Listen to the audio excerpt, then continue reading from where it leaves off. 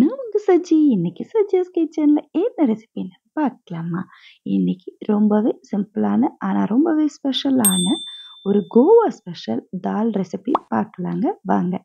Last month Goa போயிருந்தப்ப இந்த ரெசிபியை நான் என்னோட கோவா ஃப்ரெண்ட்ஸ் கிட்ட இருந்து கற்றுக்கிட்டேன். அவங்க செஞ்ச இந்த சிம்பிள் ரெசிபி எனக்கு ரொம்பவே பிடிச்சதுனால இன்னைக்கு அந்த ரெசிபி. முதல்ல மைசூர் பருப்புன்னு சொல்லப்படுற இந்த மசூர் தாலை ஒரு 1/2 மணி நேரம் நல்லா கழுவிட்டு ஊற வச்சுக்கலாம். கொஞ்சமா ஒரு 10 சின்ன வெங்காயம், 4, 5 பல்லு பூண்டு, ஒரு 3 பச்சை மிளகாய் எல்லாத்தையும் இப்ப பொடியா நறுக்கி நம்ம எடுத்துக்கலாம். கடாயில ஒரு 2 டேபிள் ஸ்பூன் அளவுக்கு கொஞ்சமா எண்ணெய் சேர்த்துக்கலாம். அதில் 1 டேபிள் ஸ்பூன் நெய்யும் 1 டேபிள் ஸ்பூன் எண்ணெயும் சேர்த்துக்கலாம். அது உங்களுடைய விருப்பம். 1/4 டீஸ்பூன் கடுகு, அப்புறமா கொஞ்சம் ஜீரா எல்லாத்தையும் சேர்த்து வதக்கிக்கலாம். இப்போ நறுக்கி வச்சிருக்கிற சின்ன வெங்காயம், பச்சை மிளகாய், பூண்டு, அதுக்கப்புறம் கொஞ்சமா கருவேப்பிலை எல்லாமே சேர்த்து இப்போ நல்லா வதக்கி விட்டுக்கலாம்.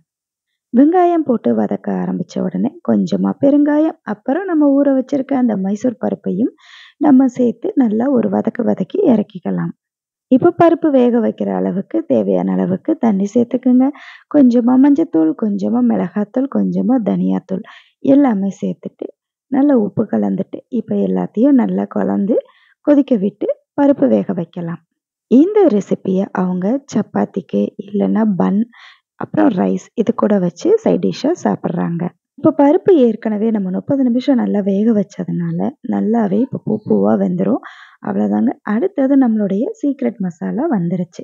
இந்த ரெசிபிக்கு ஒரு ஸ்பெஷல் டேஸ்ட், ஒரு யூனிக்கான ஒரு ஹிடன் டேஸ்ட் இருந்துச்சு.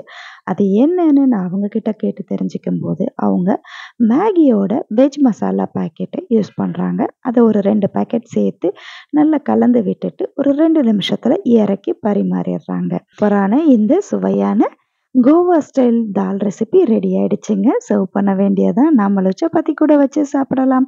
இந்த ரெசிபி உங்களுக்கு பிடிச்சிருந்தா லைக் பண்ணுங்க, கமெண்ட் பண்ணுங்க. அப்படியே அந்த சப்ஸ்கிரைப் பட்டனையும் தட்டி விடுங்க.